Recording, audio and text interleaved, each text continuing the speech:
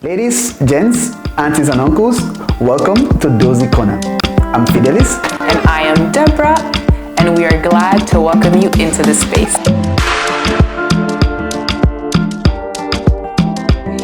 Good evening, ladies, gents, aunties and uncles, and welcome back to the latest episode of Dohzy Corner. My name is Deborah, and I will be your host for this evening. I'm here with my lovely co-host, Fidelis. And we have a special guest, as you can see, someone who's not usually in the frame with us. His name is Prince Michael Enobi. Got it right? Got it right. Yeah, I got it right. And I'm sure you guys are wondering, who is this guest sitting here and what is he doing here? What is he about?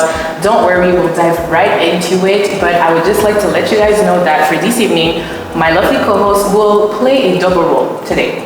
He'll be my co-host, so if there's any questions he would like to ask you, he'll jump in, cut me off if he has to. But he's also here to give you guys a lot of insight on this topic that we're about to dive into today, which is entrepreneurship. And we're going to dive into different aspects of entrepreneurship. As you know, here at Dohzy Corner, we cater specifically to the African diaspora. And so we really thought of the entrepreneurs that are part of the African diaspora who often ask themselves, should I go back home to do business? Should I remain here to do business? It's often a real struggle that some of us can go through since we grow up living and experiencing different cultures and environments. So our lovely guests here are going to help us dive into it in a little bit. So before we start off, since we're talking about entrepreneurship, there's this thing that people often do. I'm pretty sure you guys are familiar with it. It's called an elevator pitch. Have you heard of it? So yeah. I would like for both of you guys to introduce yourselves in 1 minute with an elevator. I learned the one the hard way. So who would like to go first? I'll give him the honors. Okay, I'll give him the honors. He's the guest. I'm in third. He's the guest, so exactly, you're in my territory, so we have to welcome you into our territory. Yeah. And when you welcome people, you give them preference. So let's listen to you. All the honors. My name is Prince Michael Enobi. I'm the founder and CEO of the Likelemba. The Likelemba is an entertainment and tech hub with headquarters in Douala. Our mission and our vision is to revamp and re-energize the industry and give a whole new perspective on how entertainment is marketed, monetized, and how everybody can benefit from the entire ecosystem. So whatever that has to do with entertainment, whatever that has to do with making money in the ecosystem and having sustainability in the ecosystem, we are your people. Well, for myself, I'm Fidelis. Most of you guys on the channel might know me already as co-host of this show, but I double up as host of this show, and also I'm the founder of Dohzy Financial. So we do financial services. We offer financial services to the African diaspora. We are based here in Montreal, and we've been around for close to 4 years now, and we help the community with everything finance, financial education, credit building, lending, and savings. And we've been making steady progress, and we keep making progress. And together we are trying to do, for those in Canada, we are trying to be the African RBC. So baby steps, we'll get there. I like that. Thank you. If I was an investor, I definitely would have invested in them. Thank you so much for this elevator pitch. That's just like a summary of what you do, right? What your business is about. But we would like to know today, what's your background? What did you go through that made you want to go into entrepreneurship? Because it can be a scary world. I come from a background where it's not just about having the straight paths. I come from a community, Cameroon. I don't know if it happens in other African communities where our parents think that to survive in open waters, you have to travel abroad. And I mean, that's a common norm. I don't know if it's the same in Congo, but I come from that strict background that says that I don't think I need to stay abroad to break even. So, but when I started, for me, my background, it wasn't planned. It's not like I knew that, hey, I want to be an entrepreneur from scratch. Background, academics have a BSc in journalism and mass communication, and I have an MCC in corporate communications. And like every other person, I mean, I wanted to be a journalist at the start, but after a while I realized it wasn't my thing. I didn't like my voice. I felt like it was crunchy. But when I finished the university, I didn't want to be like the others, to pick up a file, write a CV, and start following people around to get a job. And I need to start explaining myself. I can do this, I can do this. I mean, that route was longer for me. But then I started passion. It was passion for me. I started with the music recording studio, and I learned on the field. I made the mistakes, and at some point I'm like, okay, if I'm making some money from this, I mean, after a while I could get it structured, and if it's structured, something good could come out from it, and that's how I found myself in it. Okay. So I had different parts. So I'm not sure I've ever worked officially for anybody all my life, from when I graduated from the university to now.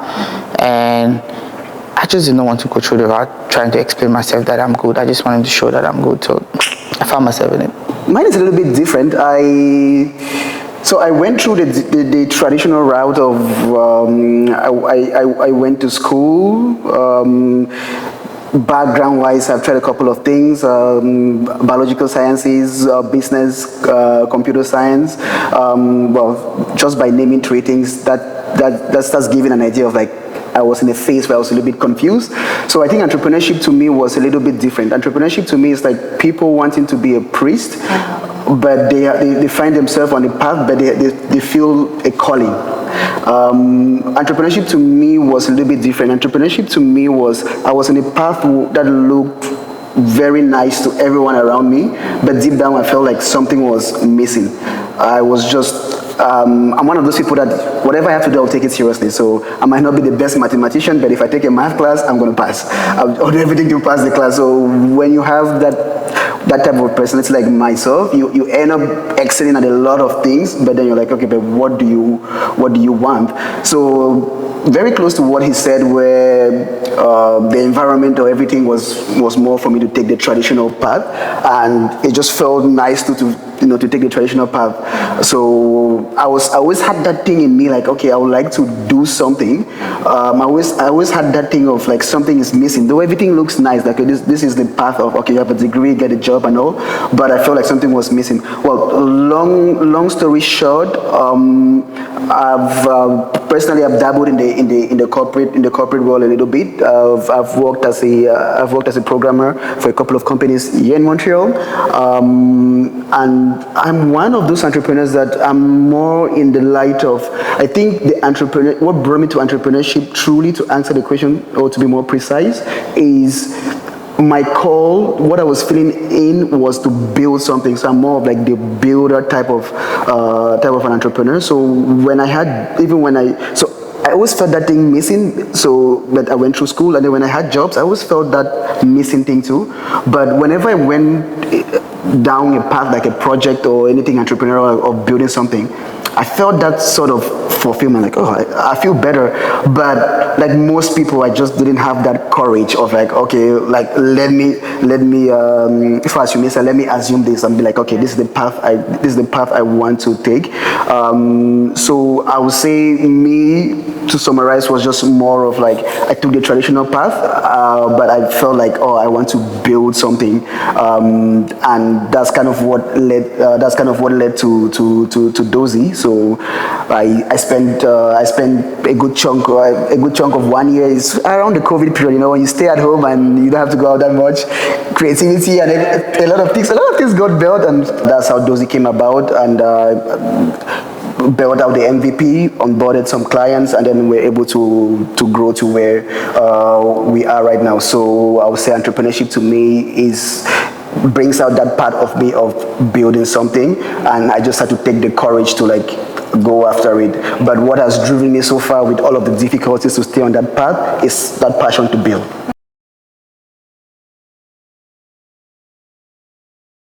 After secondary school, and then I was going to university, most of my friends, Fidelis is one of them, they moved to the Western world. They moved to Canada, to the United States and stuff. and then I went to the university in Cameroon. And then when I was done with the university in Cameroon, a lot of them moved again, and then I stayed back. So I at some point I also feel, I mean, there was some days I felt like maybe if I just traveled abroad to like the guys, because when we sit back home and then we see the guys riding big cars, the pictures, we see the pictures, Facebook, we see social Instagram. media. I mean, it can be depressing. So to answer your question, it wasn't a choice. Maybe if I had the opportunity to travel abroad, I should have moved. I didn't have the opportunity, because I mean, for every African, I don't know, it should happen in every country. Traveling abroad is not as easy as, I mean, till today it's still very difficult. Yeah. I mean, there's chunks and chunks of people going to the US embassy, to the Canadian embassy, and they'll be denied visas. So mine, I didn't just have a choice, so I just had to stay put. But I knew that, I've always believed, I knew that, I mean, traveling was not the problem, was not the goal. Just like I was sharing something with a friend a few days ago that says that, I mean, a few years ago, if they'd given me a Canadian visa, I'm sure from Yaoundé, they'll send my clothes to, I will not go back. Straight up. You get what I mean? I mean, there was even at this phase in my entrepreneurship when I felt like, you know, when as an entrepreneur, you know that there's a light at the end of a tunnel, and you wake up one morning, you don't see that light yourself, and you're like, am I really sure I saw a light? am I sure? Is it my thinking? Yep. And then sometimes you even have to navigate without the light. You just have to be sure that, okay, the light is somewhere, that I just need to keep going. And then look at me now, 2 years back, I'm in Canada, I have 20 days and I'm going back to Cameroon. So mine, I stayed back because I did not have a choice. Because so I had to survive in my ecosystem. I had to swim. I just had to do it there. I mean, it was because I think I've been to the American embassy like 2 times. They denied me a visa. Bad people, you know. But then, so I wasn't given a choice. I had to do it back home, and I think I'm surviving. To me, one of the reasons why I chose to do business here, or to get into entrepreneurship in Canada, is, I think, yes, there's a lot of, I think, principally is because I'm still looking for the exception. Is one of them. Each time that I hear of business in Africa, it's always nightmare story. So yeah. I've never been, but then I've never been that enthusiastic in going to do business back in Africa. So even when I was going through my entrepreneurial calling per se, I thought of Africa a lot. But then I'm just like, when I get stories left or right, it's always nightmare stories. But then, which actually also increased my confusion, because I'm just like, okay, but if businesses are not working back there, as much as, so people go and do business and then they come back, people go do business, sometimes it doesn't work, or most of the time, most of the times it doesn't work from like my environment, and then they come back and complain. But then they still go back, so I'm just like, okay, I'm not really understanding what is happening. So it's like generation after generation, and then so people keep saying, oh, it's not, business doesn't work like back there. It's like a toxic relationship. But then they keep going back. So I'm just like, I don't get it. Like, why is everyone complaining that businesses don't work back home, but then everyone keeps going back home to do business? Is it that there is nothing? Is it that there's nothing here, or like what's happening? So to me personally, so those were one of the things that were actually like confusing me. So I was saying my initial entrepreneurial fever, there was a part of me that would ask questions about Africa. I was curious about Africa. Even when I was thinking about ideas, or if I want to get into entrepreneurship, because of the environment, always saying, oh, Africa, everything is in Africa, everything is in Africa, and I'm not against that. My brain was always looking towards Africa. But I think when I got just a little bit of maturity in business and just studies and all, I started realizing, I personally built my own philosophy of like, okay, I'm only going to operate in environments that I understand. And from the last time that I went to Africa, specifically Cameroon, I started feeling that this is my motherland. I do feel the connection, but I've been out for so long that I don't think I'm properly placed to do business here. I don't understand their daily issues. I don't understand what they go through. So I'd rather do something where I understand better, and that is Canada. So that was one of my reasons of like staying here. And up to this point, sometimes people tend to be like, oh, you can do this in Africa, it's going to work more than here. I'm just like, and I always just spin around. But one of my answers deep down was just like, I don't understand Africa that much, so I might not want to go there. And also, I think one of the things also that's pushing me to like want to stay in the West to do business is more of, as you get older, people start looking up talk to you. So what I'm trying, and also one of the reasons of this episode is like to show people that it's just there are different routes. Like you can do business in Africa, it could work, it could not work, it has its challenges, but you can also do business here. It's just different dynamics, different advantages and disadvantages. So basically, back home you wouldn't get any formal training to become an entrepreneur. So you have to navigate yourself into it. Most of the times we get to learn on the job. Another difficulty. As a 21st century, you can see there's two kinds of entrepreneurs back home. So I'll call the new ones, there's a new generation entrepreneurs and then there's the old generation entrepreneurs. So the old generation entrepreneurs are the ones that will do the traditional style and that will invest in power in stuff. The new generation entrepreneurs are those that would create products with the hope that it's not boxed in Cameroon. Like the things I create, I don't want to be boxed in Cameroon in Africa. I want to be able to do global brand stuff. So major problem would have back home is structure. That's the first thing. You will not know how to structure. You will not, even if you have an idea on how to structure, the next major problem we're going to have is human resources. It's really difficult to get human resources based on the fact that majority of the people that are going to come on board that actually believe in your vision is usually unskilled labor. It's not labor that is skilled, you know. Out here, I think that you can easily get skilled labor. I mean, if you want something to somebody that studied it, and then you can, a young person, but back home, you probably have to just get people who believe in a vision, and then they walk blindly. You know, you're like the leader, and they are not sure where they are going to, but then you just tell them that it's all right, we need to keep going, and then they come aboard. After a while, a couple of them are going to get bored, they're going to leave it. After a while, a couple of them will not be able to see the bigger vision, they're going to leave it, but you have to keep going. Another serious problem back home is, I don't know, it's the same everywhere for entrepreneur, cash flow. We always need cash. There's always need for money to put things done, to get things done. So we have to get creative, super creative, to find other ways in which you can beat the system. You can beat the system at the level of the government. You can beat the system at the level of finding cash, you know. So you have to always be on your toes to see how to beat the system. That's how you survive back home, you know. And I think that the ecosystem is not built in such a way that it encourages entrepreneurship. You cannot just walk to a bank and get a loan. You cannot just walk to a structure and they believe in what you're doing, or they see an MVP, or they see even a product that is making sense and somebody's willing to invest or to say, I mean, nobody really believes in stuff like that until it's getting a much appreciated traction, and then now everybody is like, okay, I want to get on it. I think in a nutshell, these are the difficulties you have to maneuver in it, you know, and yeah, basically that's it.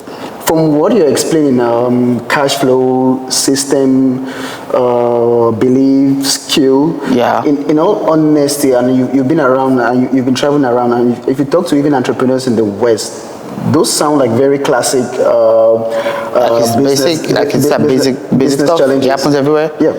Oh, okay. So, because I'm very curious on, okay, like what is that? So, what is that? Cameroon, but I mean, I think that Cameroon or African thing that makes it maybe more difficult in Africa or in Cameroon? There's something out there called credit cards, right? Yeah. Yep. How does it work? I'm just asking. I'm just curious. Well, credit cards essentially a bank gives you a card, so it's kind of like a loan that they give you for you to make purchases. So you buy things, and then at the end of the month you pay. If you pay off everything that you've used, you don't pay interest. If you're not able to pay off everything that you've used, you pay interest on what you used. So I mean, it's a soft loan, for example. Yeah. I get. So back home where we come from, nobody's giving you a loan like that. I mean, it's cash and carry everywhere you go to. So recently I moved my company headquarters from Boya to Douala, and I had to set up the entire office space, and everything that you have there, it's cash and carry. Nobody's going to give you credit. Nobody believes in you. I mean, nobody really cares. Even for 1,000 francs CFA, which is like, it's not even up to 1,000 francs, should be like $2 or so. Nobody's giving you anything for free. Nothing. It's cash and carry for everything. So I think that these are, I mean, okay, so I can beat the system if I had something like that. So what you're saying that if I'm in Cameroon, I want to start a business, and I need, say, $3,000. I don't know. That should be like, I don't know, $3,000. Yes. Then I have to actually go raise that money. But if I were in Canada, you probably could use your credit card if you believe in it. Credit card and get through that first phase. That's the first thing. True. Yeah. Number two, those are interesting differences. Number two, if you want to build structure here, I think that there's a format. I mean, just go online. There's a system where you just register. You know where to go to. You know what information you want to get.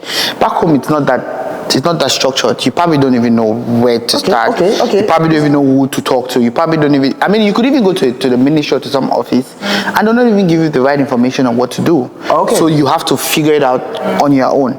So these are very different. That's true. Kind of challenges. You get what I mean? One of the differences is like the process to register a business. Maybe in the West, it's more structured. It's more structured and formalized. Back home, it's not. Back home, for example, you would know this. Okay. You would know this like here. If you want to register a company, you get the right papers, the right documentation. Boom, that's it. You go. But back home, you could get all the right stuff, and then somebody just sits in his office and just holds that document, and you don't know why, and then it tells you that you know what to do. I mean, I'm trying to set up, which means I don't even have. I'm still hoping that this is going to work, and somebody is expecting you to tip them before they can sign some okay document, and you can. I mean, so I look at it in two ways. It's a curse and it's a blessing. It's a blessing too sometimes because I can go clandestine for a whole long time, and taxes are not going to come for me. I can beat the system easily because it's not even registered. You get. So it's a curse and a blessing. But if you really now want to do the business.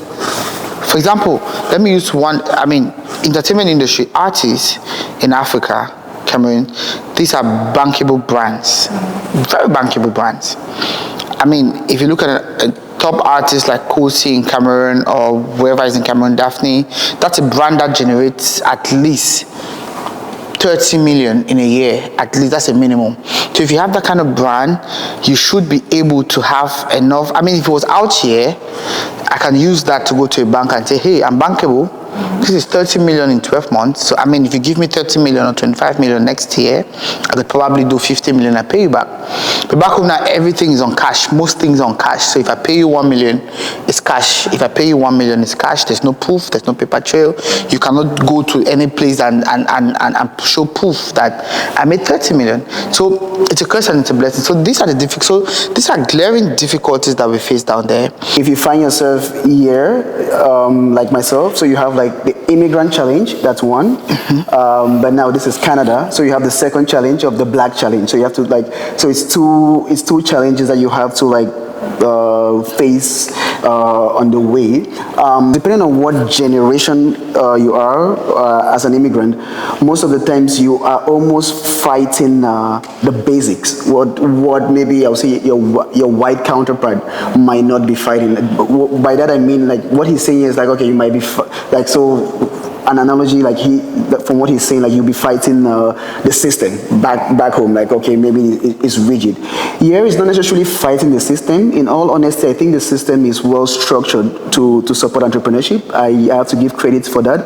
But one of the challenges that you might have is like, okay, maybe you're the first person in your family to do business or to get into entrepreneurship. So all of a sudden, while maybe your white counterpart per se is like the fit person to do business.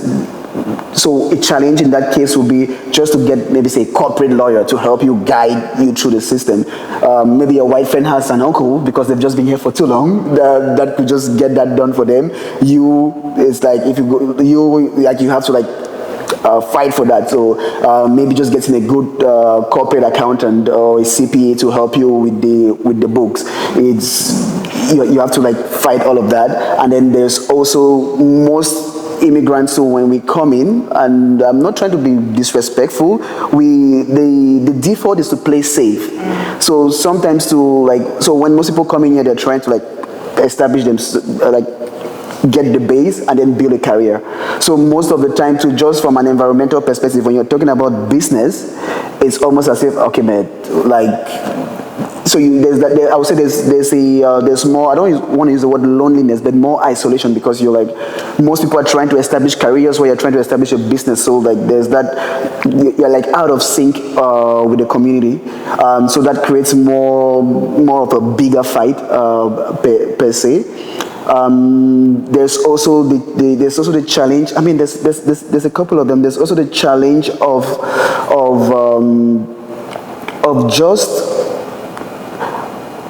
just finding yourself in the sense that maybe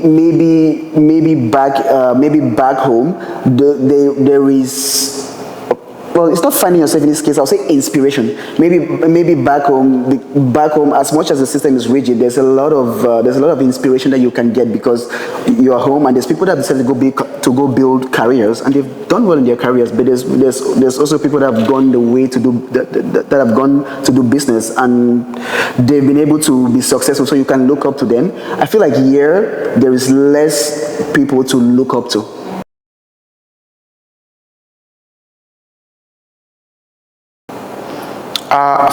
For someone that's coming from Africa, from home, I'd say that it's wise to come back home and do business.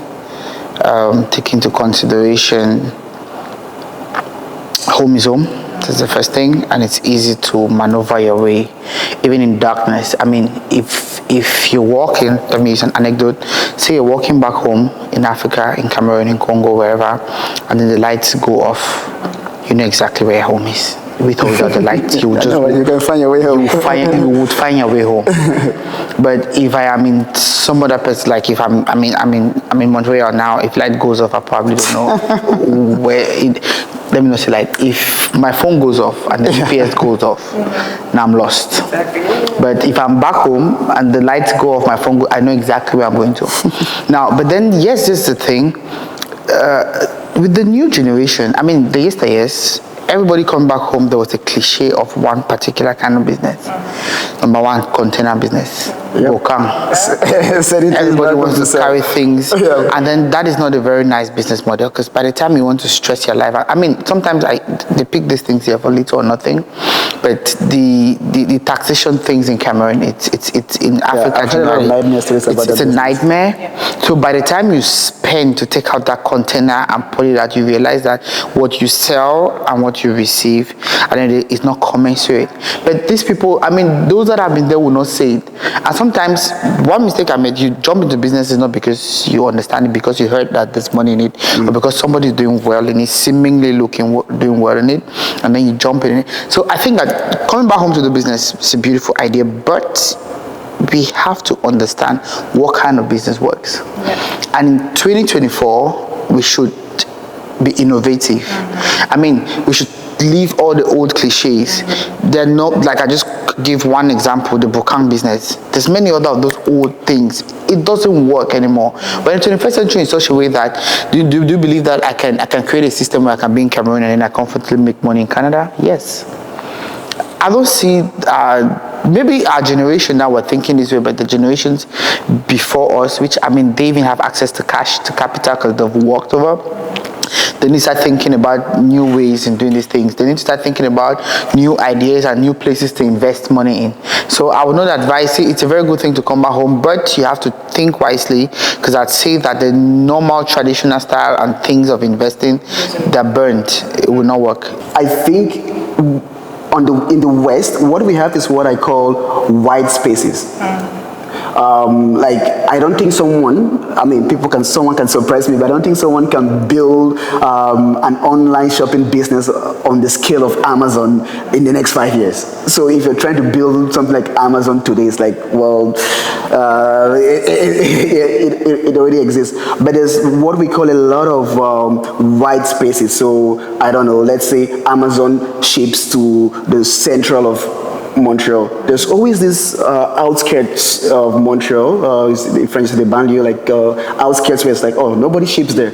So that would be like a white space, right? There's always this. So the way the West is, the way I see the West is like, yes, most of the billion, trillion dollar businesses have been built, but most people in business would tell you, like, you don't need 1 million users for a business to work.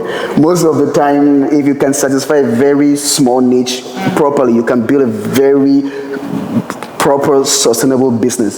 So I think, so is the frameworks of looking at it. So yes, you can look at Africa and try to build something big if it doesn't exist. Yeah, you could still try to build something big too. I'm not against that, but it's just more of like those white spaces. So a healthy version of McDonald's that is going to serve maybe 2% of the population of Canada, not 90% of the population of Canada. So like it's those little white spaces that people can excel in. So if you look at it in that sense, you probably find a lot of opportunities in the West because there's a lot of them. Like most of the time, one business or one company cannot do everything. Well, they always specialize in one thing, and sometimes they will just let the market be, not because they don't want it, just because, well, they cannot do everything. And so you can always try to navigate those spaces if you're looking to get into business here in the West. Because if you try to look for like, okay, I want to do the next Apple, like you will just be like, oh, it's already done. But if you try to look for those little spaces, I think you'll find something.